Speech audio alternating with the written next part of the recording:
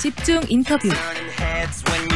민족문제연구소의 조사 결과를 보면요, 전국의 성인 남녀 10명 가운데 8명이 해방 이후에 친일파 처벌 그리고 일제 잔재 청산이 제대로 이루어지지 않았다라고 답했습니다. 그리고 이 부분 때문에 우리 한국 사회가 더 혼란스럽다는 이야기들을 하고 있습니다. 잘못된 그리고 부당한 흔적들을 뿌리채 뽑는 것, 이게 우리 사회의 미래를 위해서도 굉장히 중요할 부분이라는 생각이 드는데요. 같은 맥락으로 전두환 그리고 노태우 정권 시절 비리와 부정 그리고 또 부패 불법으로 얻은 부정축제 재산을 몰수할 수 있도록 하는 그런 관련 특별법이 최근 발의가 됐습니다. 이 법안을 대표 발의한 대한신당의 천정배 의원 연결해서 이 법안이 갖고 있는 의미 그리고 담고 있는 내용에 대해서 이야기를 듣겠습니다. 안녕하세요, 의원님. 예, 안녕하세요. 천정배입니다. 의원님, 헌정질서 파괴 행위자 재산의 국가 귀속에 관한 특별 법안, 이렇게 지금 법안이 좀 약간 긴 그 제목을 갖고 있는데, 여기서 먼저 궁금한 게 헌정질서 파괴 행위자라는 게 어떤 세력을 이야기하는 겁니까? 전두환을 중심으로 해서 이제 그 군사 쿠데타와 광주 학살을 주도했던 사람들이지요. 네. 오늘이 12.12 그리고 보니까 딱 40년이 되는 날입니다. 그렇습니다. 40년 전인 79년에 12.12 군사 쿠데타가 있었지 않습니까? 군사 반란이 있었고, 그것이 그 다음에 5.18 광주 학살까지 이어졌습니다. 네. 이 사람들이 헌정질서 파괴 행위자지요. 네.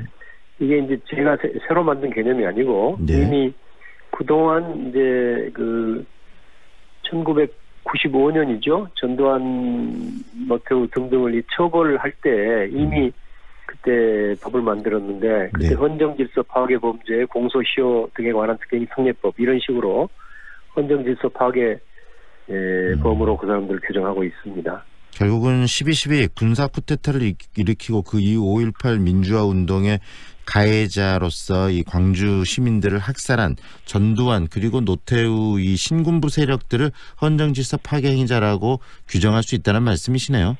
그렇습니다. 네. 이번에는 저는 그것을 조금 더 구체화시켜서 이제 부정축제 재산을 몰수하려면은 그 당시 유죄 판결을 받은 사람들뿐만 아니라 5.18 당시에 광주하고 그 인근에서 그 학살을 현장 지휘했던 대대장급 이상, 그리고 5.18 관련해서 서훈을 받았던 사람들, 이 사람들까지 이렇게 합쳐보면은 이게 부정축제 재산 환수해야 될 대상자라고 보고 그렇게 입법을 지금 준비했습니다. 방금 말씀해 주신 게 이 법안이 담고 있는 대상자의 범위를 말씀해 주신 거죠? 그렇습니다. 다시 한번 정리를 하면 5.18 전후로 광주 전남 지역에서 작전을 수행했던 대대장급 이상의 지휘관, 또 5.18을 통해서 이 서훈, 포상이나 서훈을 받은 사람들이 대상이 된다, 이렇게 이해를 하면 되는 거네요. 그렇습니다. 네, 이 법안을 만들어야 되겠다, 특별 법안을 지금 만들어야 되겠다고 생각하신 이유는 어디에 있으십니까?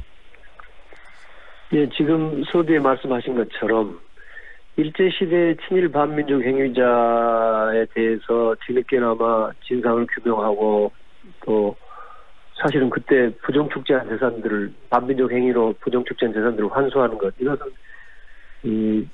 그 정의가 요청하는 바이고, 또 역사가 전진하기 위해서도 과거에 잘못된 역사를 일으킨 사람들에 대한 책임을 묻는 것, 이건 너무 당연한 우리 후세의 의무죠. 근데 지금 친일 반민족 행위자 재산 몰수는 2005년에 법을 만들어서 그걸 해왔습니다. 그러니까 45년에 해방이 됐는데 60년 만에 그걸 시작했거든요. 그래서 저는 그때도 너무 늦었다고 생각했는데 벌써 이제 광주 항쟁도 내년이면 40년 아닙니까? 어느덧 그렇게 굉장한 오랜 세월이 흘렀는데 그동안 여러 조치가 있었습니다만은, 예컨대 전두환 재산에 대한 추징이 아직도 안 되고 있지 않습니까? 근데 그것이 너무 물론 그동안 노력이 있지만 그동안의 법의 범위가 너무 협소했다. 사실은 쿠데타를 일으켜서 수백억, 수천억 이렇게 재산을 갖게 됐다는 것은 그 사람들이 무슨 사업가가 아닌 한 그런 재산이 있을 수가 없는 것 아닙니까? 결국은 그것은 부당한 쿠데타 권력을 이용해서 부정축제한 재산이기 때문에 이 문제를 제대로 조사해서 지금이라도 그 재산을 환수하는 것이 맞다. 쉽게 말해서 권력으로 국민들의 재산을 도둑질하는 것이기 때문에 네.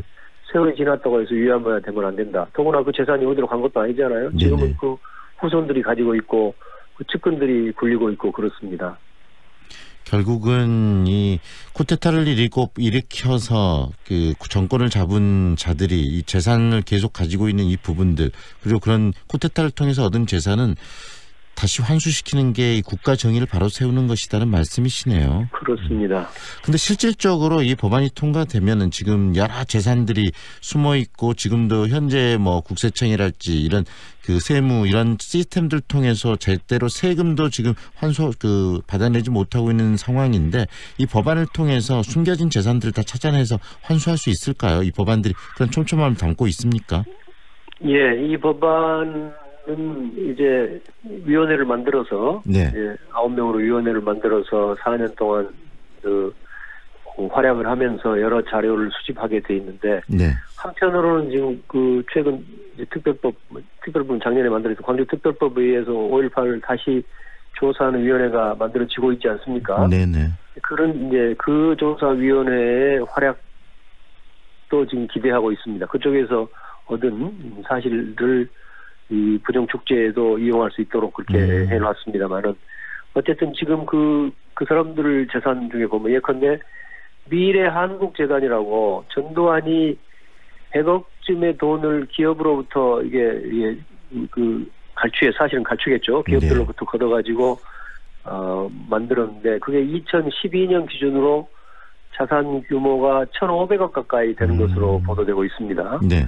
이 재단은 허화평이라는 사람, 허화평이 그 12.12 당시에 전두환 비서실장이었습니다. 네네. 이 허화평이라는 사람이 1980년부터 이걸 관리하고 있는데요. 이 재단의 소장인데, 88년이면 벌써 얼마입니까? 벌써 30년 네. 이상을 아직도 돈을 들고 있거든요. 이런 거 이제 조사해 보면은 부정축제 여부가 드러날 것이고, 또 얼마 전에 뉴스타파라는 그 언론에서 보도를 했는데, 정호용은 그 광주 학살 당시에 특전사령관이었어요. 네네. 네, 광주 학살의 전두환 다음의 책임자라고 할 수 있죠. 네. 그 특전사령관 정호용 일가의 재산이 부동산만 1,000억대다.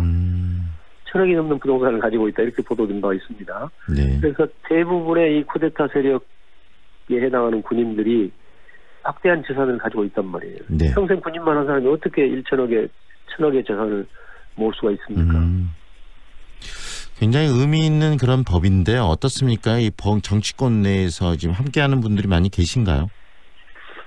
네, 함께하도록 해야 되겠죠. 우선은 이제 법안을 발의하는 것은 10명 이상이 되니까, 네.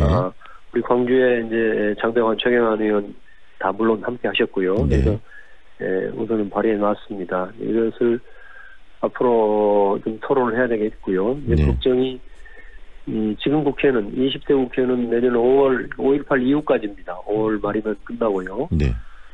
이제 새 국회는 내년 4월 달 선거를 통해서 구성될 텐데, 네. 좀 그 이행기여서 좀 걱정이 됩니다. 네.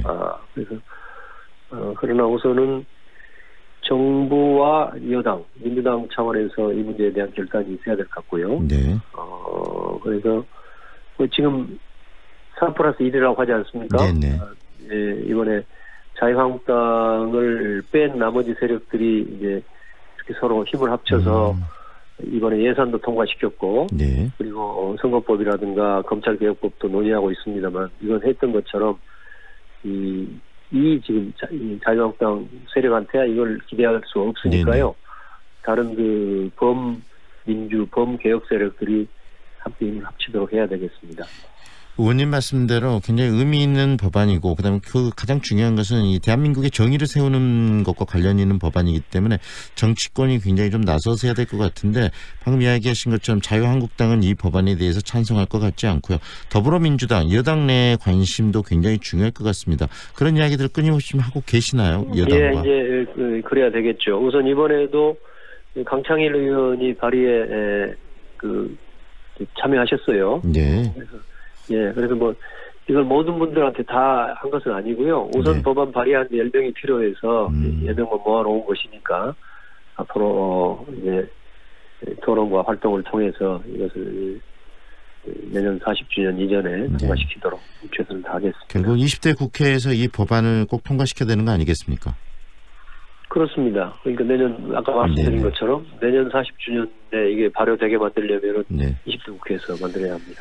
이 법안을 이렇게 지금 발의하신 이유도 결국은 우리 사회의 정의를 좀 바로 세우고 과거를 제대로 청산하자는 측면에서 이 법안을 지금 발의를 하신 걸로 이해가 되는데, 우리 사회가 이런 그 정의를 바로 세우기 위해서 또 내년에 또 40주년도 있기 때문에 5.18 좀 어떤 활동들을 해야 되는가에 대한 이야기를 좀 의원님 해주세요. 예. 이 과거의 잘못된 역사를 그냥 두루뭉술 넘어가면 그게 다시 반복되지 않겠습니까? 네. 예, 서양에서도 히틀러 나치가 끝난 지가 그것도 1940년대에 끝났으니까. 네.